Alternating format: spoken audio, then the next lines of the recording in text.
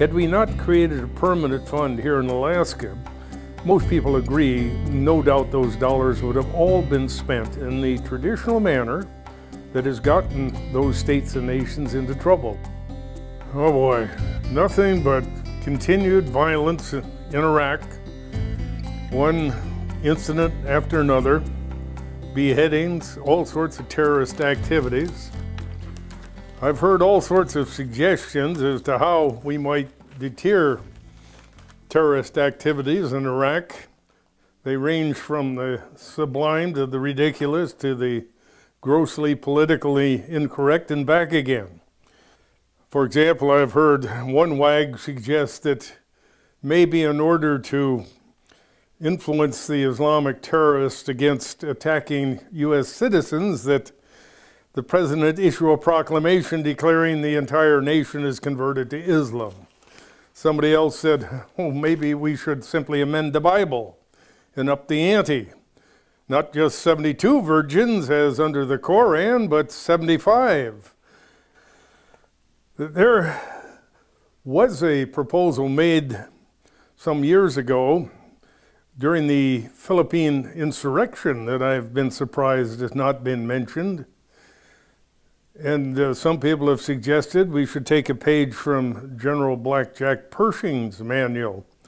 When he was confronted with Islamic terrorists in the Philippines during the insurrection, he instructed his troops to soak their bullets in pig fat, and also announced that any Muslim who was killed would be buried in a pigskin. And allegedly that terminated the terrorist activities. Certainly something of the extreme nature which inclines those extremists to believe that their road to paradise is best traveled by taking a number of infidels along with them, might also, if they were threatened with what I understand would close the portals to paradise, and that is being defiled by either pig fat, pig blood, or whatever. I've been surprised that nobody suggests, again, totally politically incorrect and evidence of the frustration and difficulty of coming up with any method and means to effectively offset the terrorism that is going on in that country to date. It certainly would be far more acceptable than some of the activities that went on in Abu Ghraib and some of the other prison encampments. But there is another approach that I would much prefer to see undertaken, and which I think has enormous potential.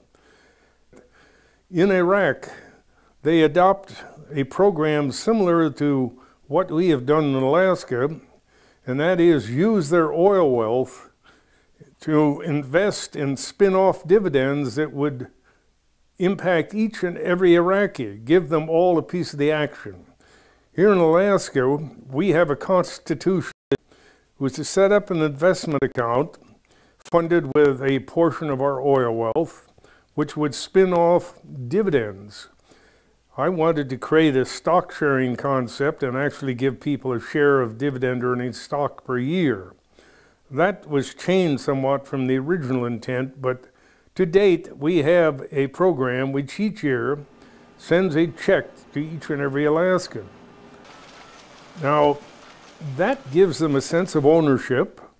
It also inclines them to promote healthy development and to assure that the maximum benefit from that natural resource development is equitably distributed, at least a portion of it, and that each and every citizen sees some piece of the action.